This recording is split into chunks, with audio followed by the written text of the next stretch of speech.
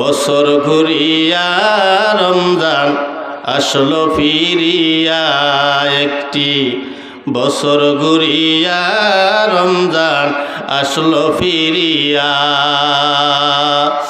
এমন রমজান পাইয়া সামনে, এমন রমজান পাইয়া সামনে জানাই শুকরিয়া, একটি বছর ঘুরিয়া রমজান আসলো ফিরিয়া, একটি বছর ঘুরিয়া রমজান আসলো ফিরিয়া। জোরে বলা যাবে কি মারহাবা। তোমার গুনাহ নাও জড়াইয়া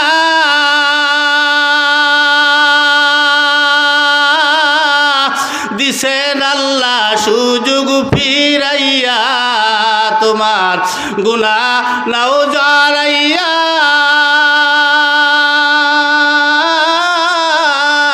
দিছেন আল্লাহ সুযোগ ফিরাইয়া।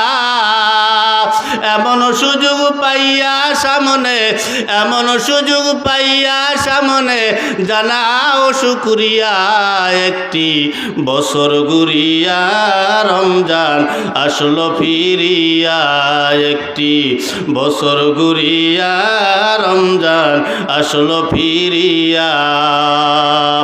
এমন রমজান পাইয়া সামনে, এমন রমজান পাইয়া সামনে জানাই শুকরিয়া, একটি বছর ঘুরিয়া রমজান আসলো ফিরিয়া, একটি বছর ঘুরিয়া রমজান আসলো ফিরিয়া।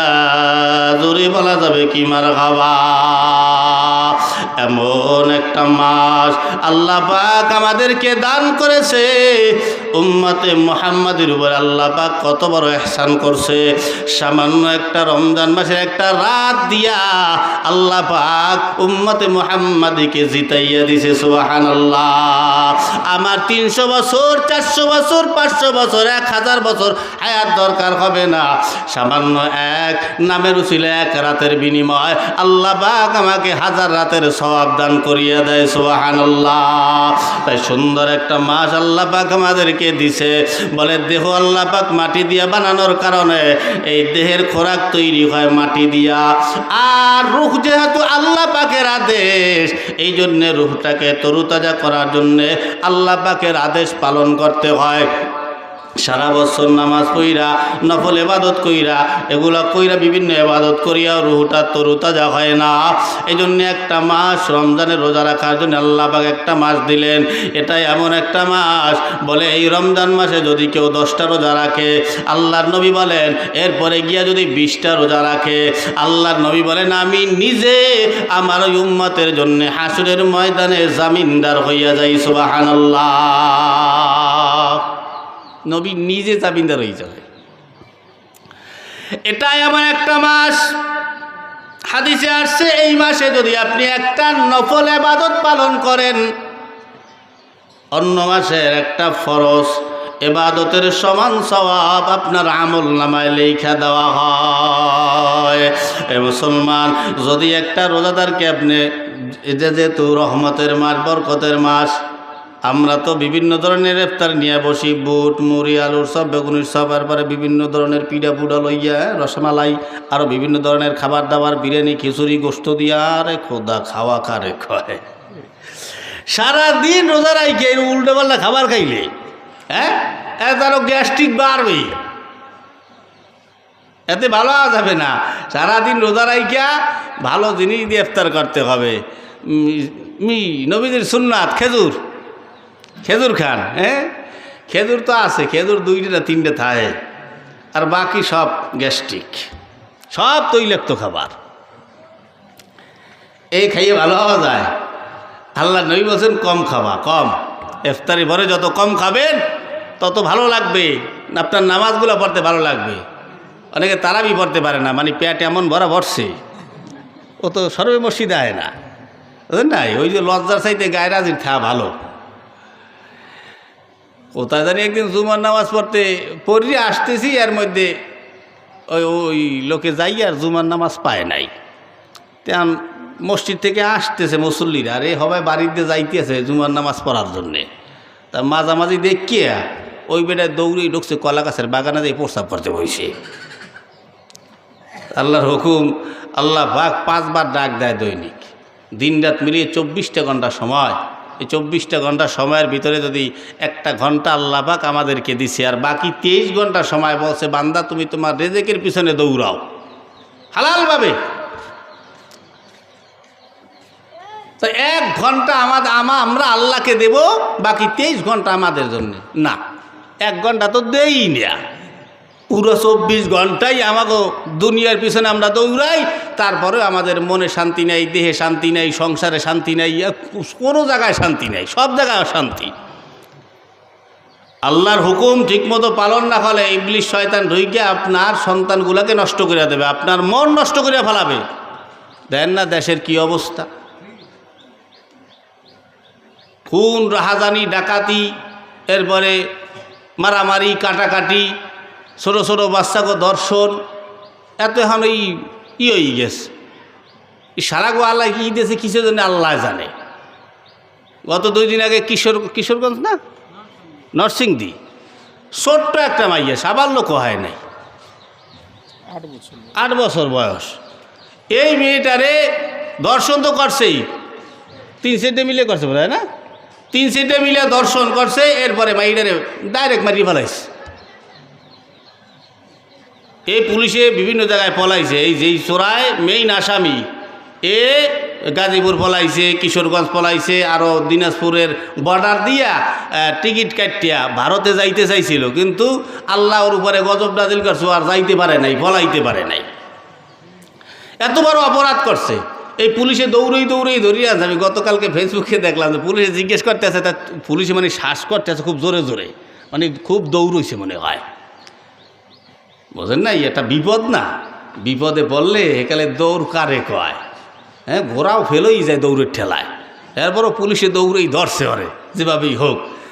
তোর এত দৌড়েই কষ্ট করে ধরা লাগলে কে? তা সব কিছু জিজ্ঞেস করলো, বললো যে আমি দিনাজপুরের বর্ডার দিয়ে আমি ভারত পার হইতে চাইছিলাম, কিন্তু এই ভারত নসিবে আর হয় নাই।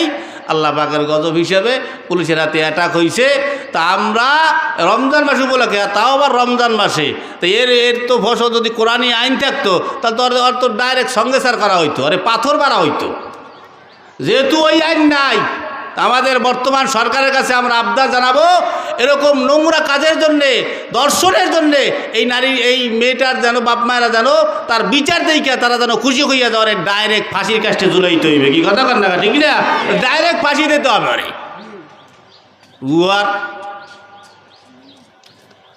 আল্লাহ পাক আমাদের সন্তানগুলাকে শয়তানের কুরচনা কুঅসওয়াসার থেকে যেন আল্লাহ পাক হেফাজত করেন। সকলে বলে আমিন। এজন্যই বলছে মিনাল জিন্নাতি ওয়ান নাস, জিন শয়তান এবং মানুষ শয়তান থেকে আল্লাহর কাছে আশ্রয় চাইতে বলছে। জিন শয়তান তো আপনার অন্তরকে ধোঁকা দেয়, এই মানুষ শয়তান আপনার লাইফ নষ্ট করে দেবে। মানুষ শয়তান আপনার লাইফ নষ্ট করে দেবে। এই আজকে এই ছেলেটা এত মানুষের কুমন্ত্রণায় আসছে, শয়তান মানুষ এই মানুষগুলোর কুমন্ত্রণায় এগুলো করিয়ে বেড়াইছে। কারণ ওর জীবনটার কী হবে? ওর তো মাটি ফেলে তো কিছু করার নাই, সারা জীবন জেলখানায় বসা লাগবে আর। তাই রহমতের মাস, গুনাহ মাফের মাস আমরা পাইছি আল্লাহ পাকের দরবারে। তাই বেশি বেশি করিয়া যত ইবাদত করা যাবে, একটা ফরজ আদায় করলে অন্য মাসের, বাহিরের অন্য মাসের 70টা ফরজ আদায় করার সওয়াব আল্লাহ পাক আপনার আমার আমল নামায় লেখা দেয়। সুবহানাল্লাহ, এত দয়া আল্লাহ আমাদের উপরে করছে। আল্লাহ নবী বলেন, এই রমজান উপলক্ষে যদি কেউ গরিব মানুষদেরকে একবার ইফতারি করায়, সাহাবীদেরকে বয়ান করতেছিলেন, যদি ইফতারি করায় তাহলে ওই রোজাদারের সমান একটা রোজার সওয়াব ওই ইফতারি করানেওয়ালাকে আল্লাহ পাক তার আমল নামায় দিয়া দেয়। যে ইফতারি করায় তার আমল নামায় একটা পরিপূর্ণ রোজার সওয়াব লেখা দেওয়া হয়। কিছু সাহাবীর এমন বেজার, মাথা নিচুই দিয়া 2টা চোখের পানি সাইরা কান্দা দিলেন। আল্লাহর নবী ডাক দিয়া বললেন, সাহাবীরা রে তোমরা কেন কান্দো? আল্লাহর নবী সাহাবীরা ডাক দিয়া বলে, ইয়া রাসূলুল্লাহ, আমাদের ঘরে এমন সম্পদ নাই যেই সম্পদ দিয়ে আমরা মানুষদেরকে ইফতার করাইতে পারবো। আমরা এত টাকা খরচ করে ইফতার করাইতে পারবো না, আর রমজানের রোজার একটা সওয়াব বোনাস হিসাবে আমরা পাবো না। আল্লাহর নবী আওয়াজ দিয়ে খেয়াল, আল্লাহ নবী আওয়াজ দিয়ে কও সাহাবীরা, যদি তোমরা একটা সমপরিমাণ রমজানের সওয়াব বোনাস হিসাবে পাইতে চাও, তোমাদের যাদের টাকা পয়সা নাই, ওই পেট বইরা বিরিয়ানি, 3 প্লেট খিচুড়ি, এরপরে বুট মুড়ি আলুর সব, বেগুনির সব, এরপরে বুরুঙ্গা খেজুর, এত কিছু দেওয়া লাগবে না। সামান্য 1 গ্লাস পানি যদি তুমি কাউরে খাওয়াই ইফতারি করাও, অথবা 1 ডোক দুধ যদি খাওয়াইয়া কাউরে ইফতারি করাও, অথবা একটা খাজুর খাওয়াইয়া যদি কাউরে ইফতারি করাও, তাহলে 1 ডেক দিয়া বিরিয়ানি 1 ডেক বিরিয়ানি খাওয়াইয়া যেই সব পাবা, 1 গ্লাস পানি খাওয়াইয়া 1 ডোক দুধ খাওয়াইয়া ওই পরিমাণ সওয়াব তোমার আমল নামায় আল্লাহ দিয়া দিবে। সুবহানাল্লাহ। তুমি বড় লোক, তুমি একলা একলা সওয়াব নেবা কা? আমরাও নেব। এই জন্যে গরিবদেরকে ডাইকে ইফতার করাবেন, কারণ আপনি এমন জিনিস লইয়া বসেন খাইতে, খাওয়ার আগে একটু গরিবদেরকে দিবেন, তা পারলেন না। কেন দেন নাই? মনে করছেন এই খাবারগুলো নিজেই সব খাইতে পারবেন। আপনার বাড়ি কাজের মানুষ আছে, কাজের মানুষটা একটু ডাইকা দেন না। কাজের মানুষ কাজের জায়গায় রাইখা দিলেন, আর কিছু ইফতারি দিলেন না, খাবার দিলেন না। ইফতারি আপনি অনেকগুলো আইটেম লইয়া বসলেন, খাইতে খাইতে খাইতে খাইতে এক পর্যায়ে কিছু থাইকে গেল, অবশিষ্টগুলো আপনি ওই কাজের মানুষটাকে দিলেন। এই যে অবশিষ্টগুলো রয়ে গেল, এই খাবারটা তো আপনি ওরে ইফতারির আগেও দিতে পারতেন, কেন দিলেন না? বলে এখন দিয়ে আর ওই সওয়াব আশা করা যায় না। এজন্যে গরিবদেরকে খাওয়াবেন, যারে পান, যেই রোজাদার হোক। ভাই আসেন আমার বাড়িতে আজকে আপনি করেন, আবার আরেকদিন আপনি আরেকজনের ডাক দিয়ে নেবেন। এভাবে ডাকাডাকি করলে বলে এর বিনিময় আল্লাহ পাক অন্তরের ভিতরে মোহাব্বত তৈরি করে দেয়, মিল মীমাংসা তৈরি করে দেয়, শয়তানের শরীরে আগুন ধরায় দেয়। শয়তান বড় জলে এগুলা দেখলে, কারণ একজন মুমিন আর একজন মুমিনকে ইফতার করাইতেছে, একজন মুমিন আর একজন মুমিনকে সালাম দেবে, একজন মুমিন আর একজন মুমিনকে দেখলে ভালোবাসবে। এগুলা দেখলে শয়তানের শরীর খালি চুলকায় আর জ্বলে। ও মুসলমান, ইফতারি করো বিভিন্ন আইটেম দিয়া, এই জন্য আমাদের খাওয়া হয় কিন্তু রোজা থাকা হয়, কিন্তু আমাদের ইফতারি সামনে পাইলে আমাদের রুহ এমনভাবে খাবারটারে আকর্ষণ করে, আমাদের রোজা সঠিকভাবে হয় না। অথচ শুইনালাও, এই দোজাহানের সর্দার মুসলমান, সকল নবীর নবী, সকল নবীর ইমাম, সকল নবীদের সর্দার আমাদের নবী মুহাম্মদুর রাসূলুল্লাহ সাল্লাল্লাহু আলাইহি ওয়াসাল্লাম। এর সময়কার একটা ঘটনা, এক সাহাবী আল্লাহর নবীকে সালাম দিয়া বললেন, আসসালামু আলাইকা ইয়া রাসূলুল্লাহ। আল্লাহর নবীকে সালাম দেওয়ার পরে আল্লাহর নবী সালামের জবাব দিলেন। জবাব দেওয়ার পরে সাহাবী ডাইকে বলতেছে, ইয়া রাসূলুল্লাহ, আমার ফ্যামিলিতে আমার বউটা রোজা, আমি রোজা, আমার ছেলে মেয়েগুলাও রোজা রইছি, আমার ফ্যামিলিতে একটা মানুষ নাই যেই মানুষটা রোজা নাই। আল্লাহর নবী গো, কিন্তু আমার ঘরে ইফতারি করার মতো কোনো ব্যবস্থা নাই, কি দিয়ে ইফতারি করব? এই কথা কার কাছে বলে? যেই মানুষটার মায়ার কোনো অভাব নাই, দয়ার কোনো অভাব নাই, যেই মানুষটা মরণের সময় আজরাইলকে অনুমতি দিয়ে দিলেন, আজরাইল তুমি আমার জান কবজ করো। আজরাইল আস্তে বুকের উপরে হাত রাখলেন, বুকের উপরে হাতটা রাখার পরে আল্লাহ নবী একটু কষ্ট পাইলেন। আল্লাহ নবী জিজ্ঞেস করলেন, জিবরাইল, আজরাইল আমার বুকের উপরে কি রাখলা? আল্লাহ আজরাইল ডাইকে বলে, ইয়া রাসূলুল্লাহ, আমি আপনার বুকের উপর আমার ডান হাতখানা রাখলাম। আল্লাহর নবী বলেন, ও আজরাইল, আমার তো তা মনে হয় না, আমার মনে হয় তামাম দুনিয়াটা তুমি আমার বুকের উপরে রাখছো। এই কথা বলার পরে আজরাইলকে আওয়াজ দিয়ে কয়, নবী আজরাইল, আমার গুনাহগার উম্মত গুলারে কি তুমি এইভাবে কষ্ট দিয়া মারবা? আজরাইল বলে, ইয়া রাসূলুল্লাহ, না, এদের ভিতরে যারা ইমানদার হবে, যারা মুমিন হবে, যারা ইমান নিয়ে মৃত্যুবরণ করবে, তাদের মরণটা হবে একটা পিপিলিকা কামড় দিলে যেমন মানুষ কষ্ট যতটুকুন পায়, একটা মানুষ ইমানদারের মরণেও সেই তো ততটুকুন ব্যথা হবে, এর বেশি বেশি আর হবে না, কিন্তু যেইটা নাফরমান বেঈমান ওর মরণে অনেক কষ্ট হইয়া যাবে। আল্লাহ নবী দুঃখে বাঁচে না, আল্লাহ নবী বুঝা পালাইছে আমার মরণেই যদি এতটা কষ্ট হয়, আমার উম্মতের মরণে কতটা কষ্ট হবে। আওয়াজ দিয়া কয় আজরাইল, আমার তামাম দুনিয়া যত উম্মত হবে কিয়ামত পর্যন্ত, আমার সকল উম্মতের মরণে যত ব্যথা হবে রে, সমস্ত উম্মতের ব্যথাগুলা তুমি আমি নবীর একবারে দিয়া দাও। জোরে কোন আল্লাহু আকবার। এই নবী এত মায়ার নবী, দয়ার নবী, এই নবী এখনো মদিনায় শুয়া শুয়া কান্দে উম্মতের জন্যে। আর আমরা সেই উম্মতেরা আমরা নবীরে কত রকমের কষ্ট দিয়া থাকি, আর অথচ এই নবী উম্মতের যাতে কোনো কষ্ট না হয়, এই নবী যখন সাহাবী বললে ইয়া রাসূলুল্লাহ আমার ঘরে সবাই রোজা, কিন্তু আমার ঘরে ইফতারি করার মতো কোনো খাবার নাই। আল্লাহর নবীর হাতে 2-4টা খাজুর ছিল, ওই খাজুরগুলা নবী নিজে না খাইয়া ওই সাহাবীর হাতে দিয়া দিলেন, নাও তুমি তোমার বাড়ি গিয়ে ইফতারি করো। আমার নবীর পকেট ফাঁকা, অথচ আমার নবী নিজেও রোজা, সে কিভাবে রোজাটা ইফতারিটা পালন করবে বা ইফতারিটা খাবে, তার দ্বারাও তো কোনো খাবার নাই। উনি হাঁটতে হাঁটতে চইলা গেলেন বাড়িতে, বাড়িতে যাইয়া দেখেন আয়েশা সিদ্দিকা রাদিয়াল্লাহু তাআলা আনহা, উনিও ইফতারি কি দিয়ে করবে, যাইয়া দেখে আয়েশা সিদ্দিকা রাদিয়াল্লাহু তাআলা আনহা 2টা চোখ বেয়ে পানি পড়তেছে। আল্লাহর নবী জিজ্ঞেস করলেন, কি ও আয়েশা, কি ব্যাপার, তোমার চোখের কোটায় পানি দেখা যায়, কারণটা কি? আয়েশা সিদ্দিকা রাদিয়াল্লাহু তাআলা আনহা বলেন, ও পয়গম্বর, আমরা যে ইফতারি করব, ইফতারি করার মতো ঘরে কোনো খাবার নাই। আমরা কত কিছু দিয়ে ইফতার করি, অথচ আমার নবী যদি আল্লাহকে বলতেন, আল্লাহ তামাম দুনিয়াটা স্বর্ণ বানাইয়া দাও, আল্লাহ পাক স্বর্ণ বানাইতো কি বানাইতো না? আমার নবীর এমন কোনো কথা নাই যে কথা আল্লাহ শুনতেন না। আল্লাহরে যদি বলতো, আল্লাহ আমার এই দুনিয়াটা তুমি রূপা বানায় দাও, স্বর্ণ বানায় দাও, আল্লাহকে বলতে দেরি হইতো, আল্লাহ পাক বানাই দিতে দেরি করতেন না। এই নবীর ঘরে ইফতারি করার জন্যে, রোজা খোলার জন্যে কোনো খাবার নাই।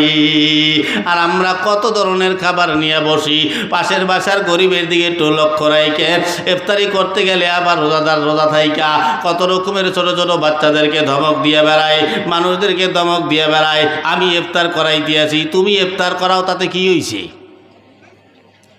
কি হয়েছে? তুমি ইফতার করাও, তাতে তোর ইফতার খাবো না।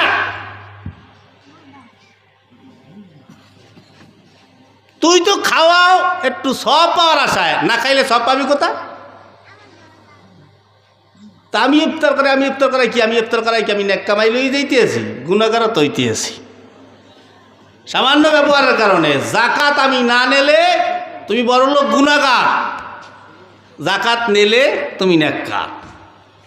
তুমি ফিতরা, রমজানের ফিতরা আমি নিলে তুমি নেককার, আর আমি না নিলে তুমি গুনাহগার, তুমি সব পাবা না। কার লাগে বাহাদুরি দেখাও? এই গরিবের জন্য তুমি নেক কামাও, এই গরিব না থাকলে তুমি দান করতে কারে? হাদিসে আসছে এক সময় আসবে এমন সময় জাকাতের টাকা নিয়ে মানুষ ঘুরবে রাস্তায় রাস্তায়, আর এক জাকাত দেনেওয়ালাকে ডাইকে বলবে, ভাই আমার এই টাকা কয়টা নিয়ে যাও। ওই বেটায় দাঁড়া, আমি আইছি আমি লোক খুঁজছে ভাই না জাকাত দেওয়ার জন্য, তোর জাকাত আমি নিমুকা। এজন্য ইফতার আমি করাই, এ সমস্ত কথাগুলো বলবেন না। হয়তো আপনার মাধ্যমে, যেমন আমাদের সংসারগুলা 10 জনে কামায় 1 জনে খায়, আবার 1 জনে কামায় 10 জনে খায়। একটা মহল্লার ভিতরে 5 জন বড় লোক থাকে, 5 জন মধ্যবিত্ত থাকে, 10 জন গরিব থাকে, এই মিলেই জিলেই একটা সমাজ। হয়তো গরিবে সে ইফতার করাইতে পারে না, গরিবে আপনার দাওয়াত দিয়ে খাওয়াইতে পারে না, মধ্যবিত্ত যারা আছে তারা হয়তো 2 জনে খাওয়ায়, 2 জনে খাওয়ায় না। বড় লোক যিনি আছে, কিছু আছে টাকা খরচ হয়ে যাইবে এই চিন্তা কিপটেমি ঠেলায়, উনি দাওয়াত সওয়াতি করে না, খাওয়ায় না, দান সদগাও করে না, খাওয়ামও না খামুও না। ওই মরি কি কবরে লই যাবা, ওগুলো কবরে দিয়ে দেয়। বাজে কয়টায়?